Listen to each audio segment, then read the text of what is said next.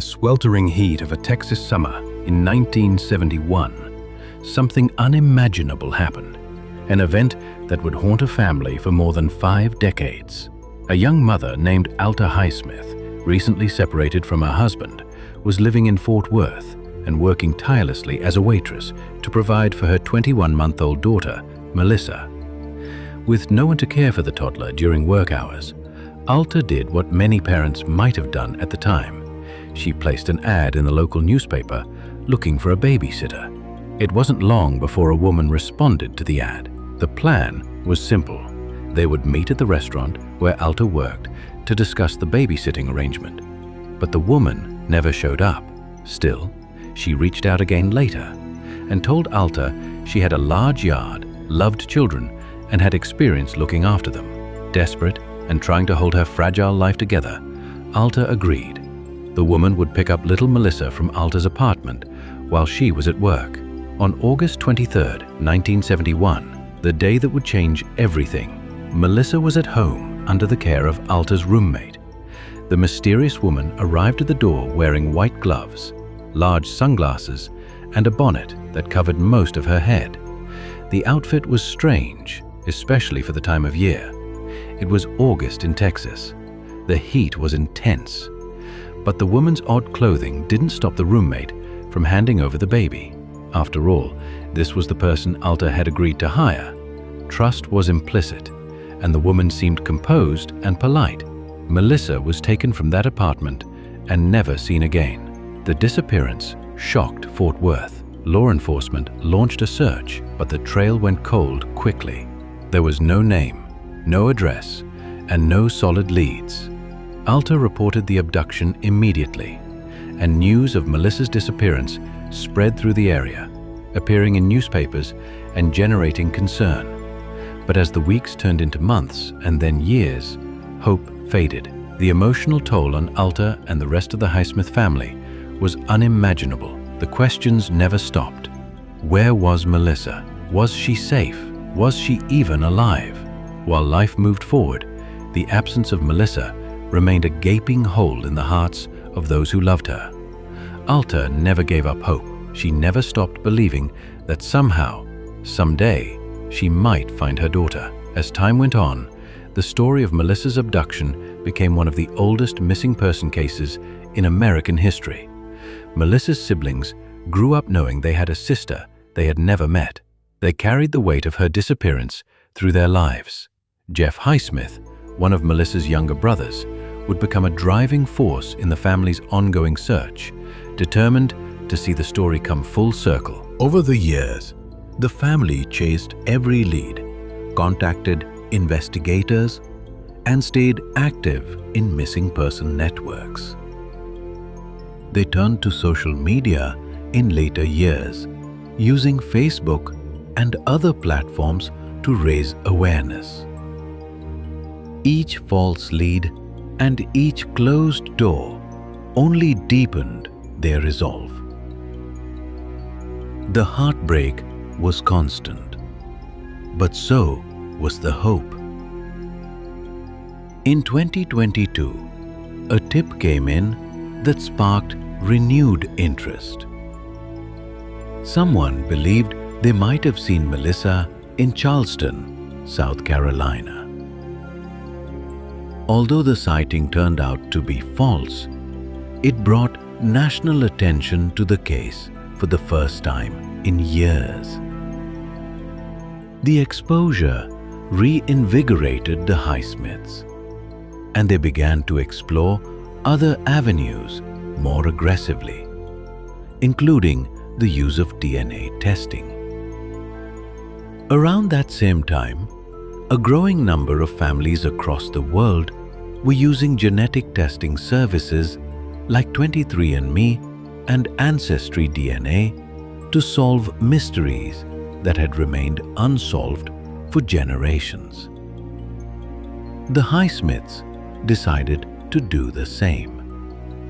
Jeff Highsmith uploaded his DNA to the database, hoping to find even the slightest match that could point them in the right direction.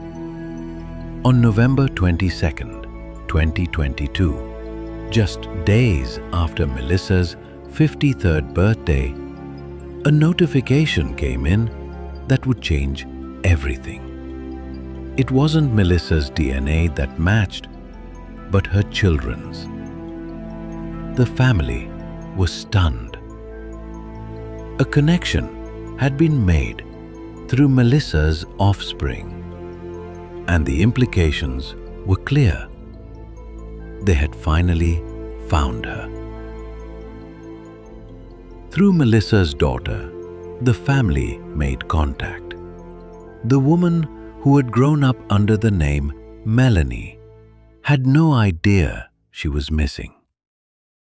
She had lived her life in Fort Worth, shockingly close, just about 10 minutes from where she had been taken in 1971. All these years, she had been right there. The first call between the families was filled with disbelief, cautious excitement, and a deep, trembling sense of hope. Was it really her? Could this finally be Melissa? Thanksgiving was just days away. The timing felt surreal, almost spiritual. After 51 years of longing, the Highsmith family was about to meet their missing daughter, their long-lost sister. On Thanksgiving night, the reunion finally happened. When Jeff Highsmith laid eyes on the woman believed, but instead of bitterness or blame, the focus of the reunion was on healing. Jeff and the rest of the Highsmith family weren't interested in judgment. They wanted connection. They wanted their sister. "We're just grateful," Jeff said, overjoyed with happiness. "Our family is whole again." Melissa began to consider reclaiming her original name. It was a step toward reconnecting with her true identity, with the life that had been taken from her before she was even 2 years old. The process would be emotional and complex, but the foundation had been laid. Love had found a way through. The story of Melissa Highsmith's disappearance and reunion is not just about crime or loss. It's about the enduring strength of family and the incredible breakthroughs made possible by science and human determination. It's a testament to the will of a mother who never stopped believing, and of siblings who searched tirelessly for someone they had never met but always loved. And then there's the strange, haunting detail. Melissa had grown up just minutes away from where she had been taken. The woman who abducted her, whose identity still remains publicly unclear, raised her not in some distant town or across state lines, but right there in Fort Worth. How that could have gone undetected for decades is still a subject of stunned speculation. The psychological implications, the potential for legal action, those are still being considered. But for now, the Highsmiths are focusing on reunion, on building new memories to replace decades of absence. They've started introducing Melissa to extended family members. Photos are being shared, old stories retold, and lost connections slowly reknit. There are awkward moments, to be sure, how could there not be? But they are overshadowed by joy. Every smile, every embrace is a small miracle. Jeff Highsmith continues to speak publicly about the case, offering hope to others with missing loved ones. He emphasizes the power of persistence and the unexpected blessings that can come from modern technology. "If you're looking for someone, don't stop," he says. "Don't let time discourage you. Miracles do happen." The case also serves as a reminder of the darker side of trust. Alta's story is a cautionary tale about the vulnerability of parents trying to do the best for their children in difficult circumstances.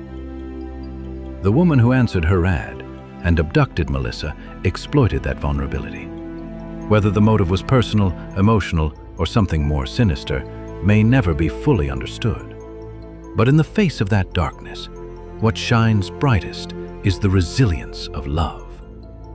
The Highsmiths never stopped looking, never stopped believing that Melissa was out there, and against all odds, they were right.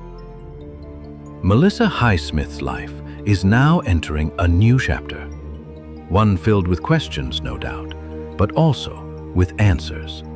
She's learning about the family that never forgot her, the siblings who grew up missing a piece of themselves, and the mother who carried hope in her heart every single day for 51 years. It's not just a happy ending.